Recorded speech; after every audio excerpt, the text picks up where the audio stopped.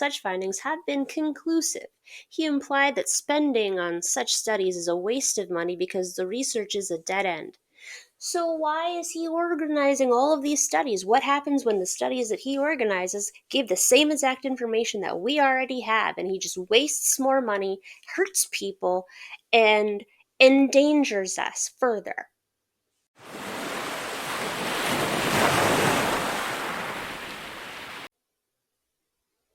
Hi, I'm Kate, and welcome to Always Tuck and Roll, where we discuss life, the universe, autism, and anything else that decides to come out of my head, because life's random, so is my brain. It kind of just works in, I would say, harmony, but not always on the same page. Today I thought we would talk about autism, because it's been in the news a lot lately, and a lot of us are getting extremely uncomfortable with some of these headlines. So I thought it might be interesting to look at some of those articles. Now, I've read a few, um, I've skimmed, I have a hard time staying focused some days, and today is definitely like a squirrel kind of day. So, here we go. And sorry if the camera quality isn't as good. I'm using my laptop for ease of sharing things, because this is the only way I know how to do it. And at least I'm being honest about that. All right, the first article we're going to look at is CBS News. Came out yesterday, April 22nd, by Alexander Tin. RFK's autism study to amass medical records of many Americans. Because that's never, gone poorly for any vulnerable population in the history of the world before. Did my sarcasm come through? Because I was trying. So let's see. The National Institutes of Health is amassing private medical records from a number of federal and commercial databases to give to Health and Human Services Secretary Robert F. Kennedy Jr.'s new effort to study autism. Um, the new data will allow external researchers picked for Kennedy's autism studies to study comprehensive patient data with broad coverage of the U.S. population for the first time. The idea of the population of the platform is the existing data resources are often fragmented and difficult to obtain. The NIH itself will often pay multiple times for the same data resources. Even the data resources that are within federal government are often difficult to obtain. All right, we're gonna time. Mr. Head of the NIH, sir. The information that you're seeking is hard to find because it's privileged private medical information. We have privacy laws like HIPAA that say that you can't have my information unless I say you can, and I say you can't. You don't need it. I mean, you can know I'm autistic. I'm open about that, and I refuse to not be open about that, even if my partner is getting extremely nervous about me talking about it because of people like you. Okay, let's not get too worked up. So this little part here says how they're gonna do it, but this is a nice infograph, so let's break this down. So the data sources they're gonna go from are pharmacy chains, health organizations, clinical data, claims and billing, environmental, sensors, and wearables. Like, I get that a lot of this data is already kind of available out there and you can use vague generalities, but the thing is I don't think they're gonna want vague generalities. Like, this region of people has this many people being treated for this within this age range. Like, they want more than that. And here's why I'm going to say that, because let's look at the opportunities here. Real-time health monitoring, national disease registries. Now they're saying plural here, and yeah, okay. Nothing bad has ever happened to a vulnerable population, putting them on a registry before, has it? Has it?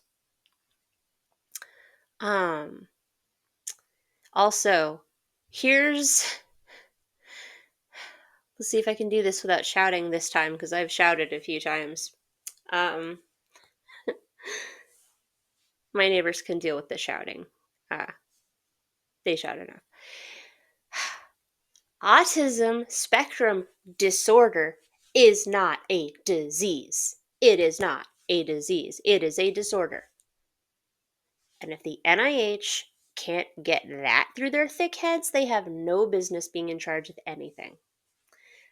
All right, drug development. Again, there's no cure for this because it's a developmental disorder, not a disease. So, I mean, maybe more anti-anxiety stuff. Not, I mean, I'm not on anything, but I know some people are, and it seems to help them. Though I'm pretty sure that RFK Jr. said something about putting people on like Ritalin and ADHD medications into camps. So again, I don't really feel comfortable with this. Longitudinal data sets, regulatory approvals, and research competitions. So let's see. In addition, a new disease registry is being launched to track Americans with autism, which will be integrated into the data. See? They want to call a developmental disorder a disease. That is wrong. That is it is factually wrong, it is morally wrong, and it is ethically wrong, in my opinion, but also possibly. No, we'll stick with my opinion. It's my opinion, but F you guys for putting this in here like that. F whoever is deciding to call it a disease. If you have an MD, you deserve to have it revoked. You are causing more harm than good. Advocacy groups and experts have called out Kennedy for describing autism as a preventable disease, which they say is stigmatizing and unfounded, and I will say egregiously incorrect. Between 10 and 20 outside groups of researchers will be given grant funding and access to the records to produce Kennedy's autism studies. Did not give details on how they would be chosen, but said their selection would be run through the normal NIH process. Now, I would like to know, is this a process that was developed long before the current administration got in and just like messed everything up and decided science wasn't a thing anymore? Or is this a process that existed before? Because I mean, I don't trust you at all, sir, not even a little bit. But a previous process from before your tenure, I might trust. I don't really trust you to administer it. I trust career people that have been there a long time that like went. They believe in science and the scientific method. I would trust them. Do you have any of them left, please? Um, So yeah, it takes all the way down to here. I recognize, of course, that autism, there's a range of manifestations ranging from highly functioning children to children that are quite severely disabled, and of course the research will account very carefully for that. Excuse me while I doubt the pants off of you. Jesus. You're calling it functioning. We're moving away from the functioning labels. You're the head of the NIH. Do better. Also, hi, adult with autism, we don't magically stop being autistic. In fact, some of us don't find out until we're way, way, way not kids anymore. Um, and down here is where they explain that they have a rapid timeline to launch this research, but they had to walk back the timeline because they originally said September, and dude, it's April. It's in 5 months. We're gonna solve something in 40 years of research in 5 months. No, you're not. No, you are not. All right. Before we start the next article, I'm just gonna apologize in advance for any background noise that's about to start happening because my neighbors have started to come home and don't know what the laughing's about, but something is laughing very hard through a wall or ceiling or a floor. I haven't quite located it. Anyway, the next article is going to come from MSNBC, also from April 22nd by Jahan Jones, and I'm very sorry if I screwed that name up. RFK Jr.'s Autism Registry raises all kinds of red flags. I'll be honest, I wanted to use this article just because they say the things out loud that are more just hinted at in other articles because it's MSNBC. And, say what you want about, journalists not picking a side, but right now in this topic, I don't feel the need for fair and balanced. I feel the need for action and sanity. Um, but that's not me. Let's read what they have to say. RFK Jr.'s autism registry. Health Secretary Robert F. Kennedy Jr., who's been facing backlash over anti scientific, offensive, and belittling remarks he made about the basic abilities of autistic people, is launching a disease registry to track Americans with autism.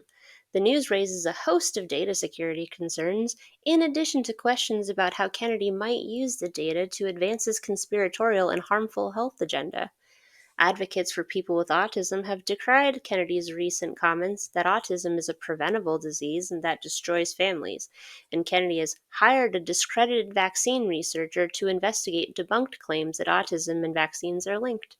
So the idea that the health secretary wants to compile a database of Americans who have a condition he seems intent on spreading falsehoods about is more than a little suspect. And then they cite the CBS News report we just read.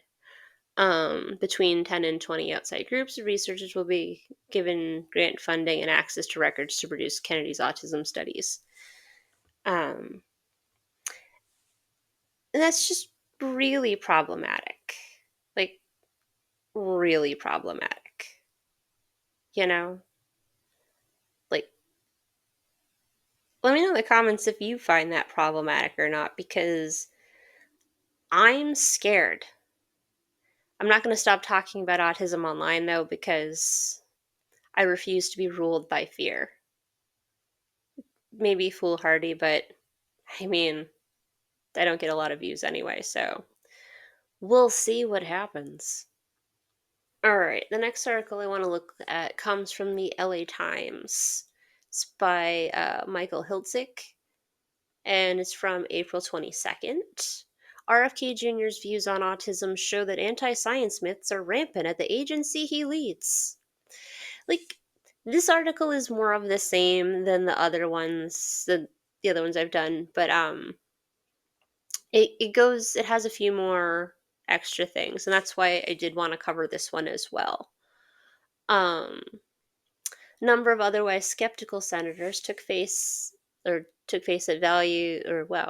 at face value the pledge by Robert F. Kennedy Jr. at Senate hearings in January to follow the science on issues related to the cause of disease in the U.S., helping him receive confirmation as Secretary of Health and Human Services. As he demonstrated last week at his very first news conference, the government's top health care official was blowing smoke.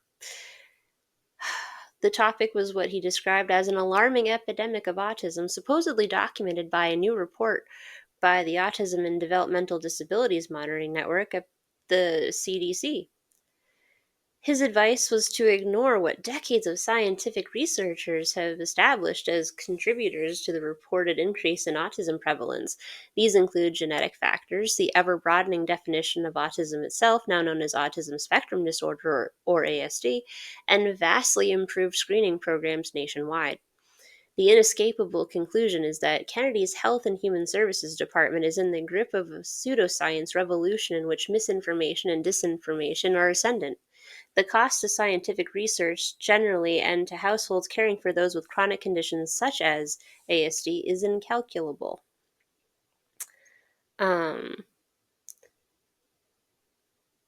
let's see. Kennedy's words left much of the autism community aghast. At his news conference and in an accompanying HHS press release, Kennedy repeated false claims that autism was a preventable epidemic and that the CDC report's findings could not be explained by improved access to screening, stated the Autistic Self-Advocacy Network.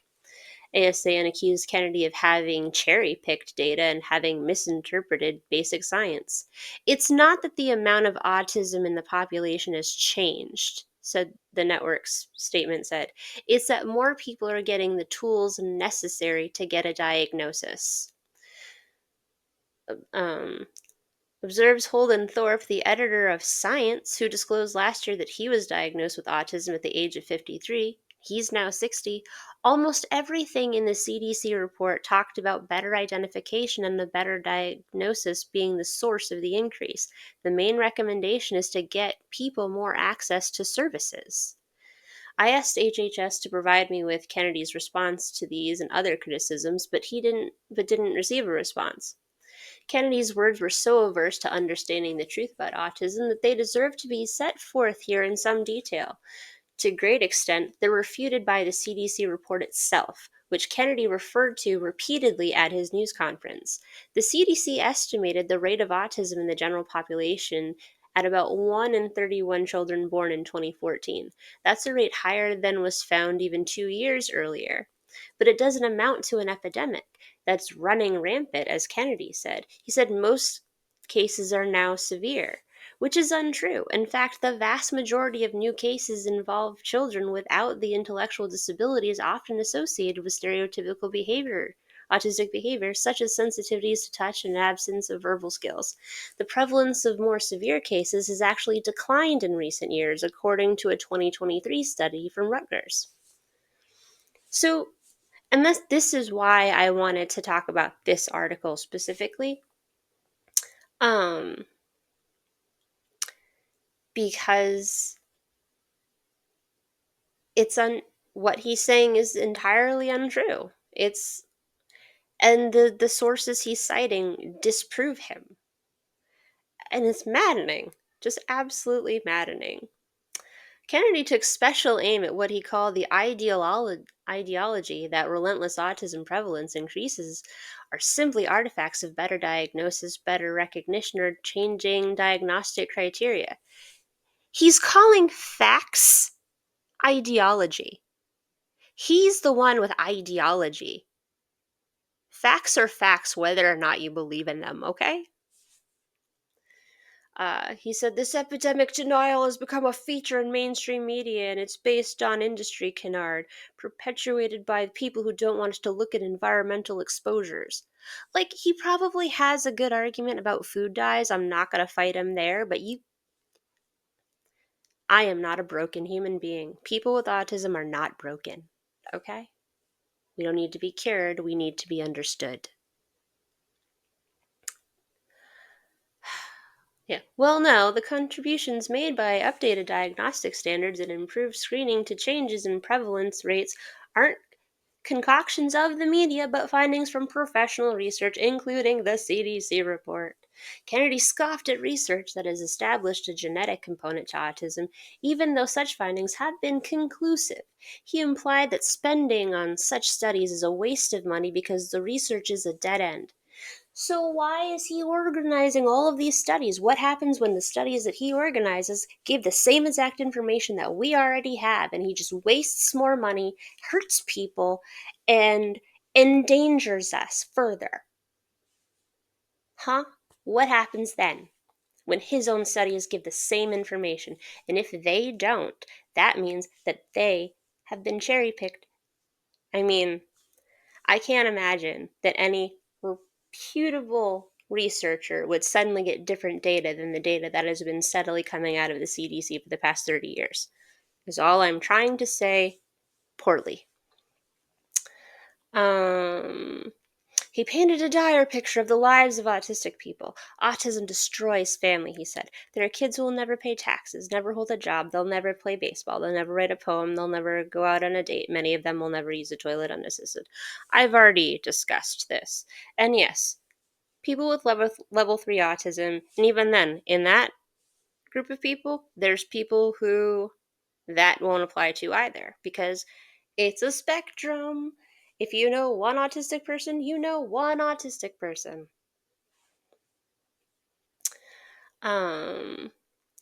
Kennedy's fans played the what he really meant to say game on social media, arguing he was referring only to the most seriously impaired, but that distinction wasn't clearly made either in the HHS press release or at Kennedy's news conference. Just to be plain, given Kennedy's effort to shroud autistic people in stigma, many pay taxes, many hold jobs, many play baseball, many write poetry, and go on dates, and don't need help using a toilet. Put it all together, and Kennedy's performance raises urgent questions about whether he understands autism at all, or is just using it as a stalking horse to promote his assertion that environmental toxins are the root of chronic diseases. Kennedy's erroneous ideas about autism aren't new. He has long favored the long debunked claim that autism is related to childhood vaccinations. He didn't specifically mention vaccination or vaccines during his appearance, but more than once he claimed that someone's putting environmental toxins into our medicines. What medicines have the most children receive by their second birthday when autism is commonly diagnosed? Vaccines, that's what. See what he's getting at? Kennedy seems impervious to the findings of scientific researchers. Can you imagine? The head of the Department of Health and Human Services is impervious to the findings of scientific researchers. That right there disqualifies the man, in my opinion. That was the conclusion of Peter Hotez, the leading vaccine expert whose daughter Rachel is autistic. In 2017, the NIH asked Hotez to meet with Kennedy to move him off the hobby horse of vaccine autism link. I couldn't engage him, Hotez told me. He was so deeply dug in about vaccines, he wasn't interested in listening. Here's a graph showing like the rise in autism diagnoses. I was born 10 years before that, so. And I wasn't diagnosed until I was 37, almost 38.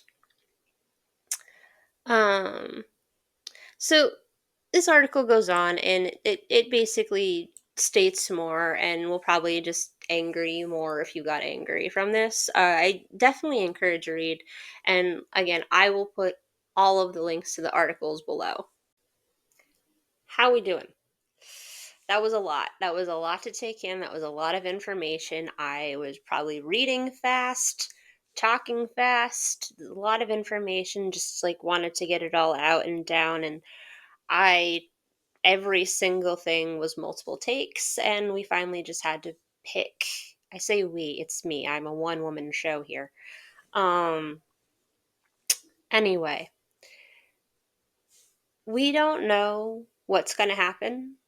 And that is the scariest part of it all, I would say. Not what's been proposed, what's even been said, but what could happen. And be wary of the could, but don't live in fear of the could, is how I've decided to take this going forward. Because I have autism. I'm an autistic adult. And I refuse to be vilified for existing.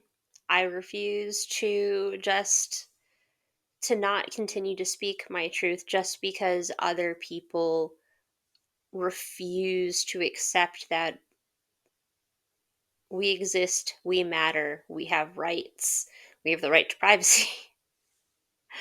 um and my partner doesn't necessarily want me to continue, or always talking about autism, and I get that and I respect that, but I have no filter. It'll come out regardless. So here I am. I hope you're not too overwhelmed by all of that or what's going on, anything else you've heard, anything else you've seen. This is a really messed up timeline to live in these days. I'm sure I say that all the time, but so I hope you have a wonderful rest of your day. Take care of yourself. Stay vigilant, but also remember, we don't know what we don't know yet. Just be prepared, be cognizant. But we'll see. And remember, there's more people that think what the administration has proposed is a terrible idea than people that agree with it. And we have to hold on to the fact that there's more sanity and facts in the world than there are people trying to keep us down. I hope. It seems that way. So let's hold on to that. And if all else fails, don't forget to chuck and roll. Soften the blow. Don't know what else it'll do though.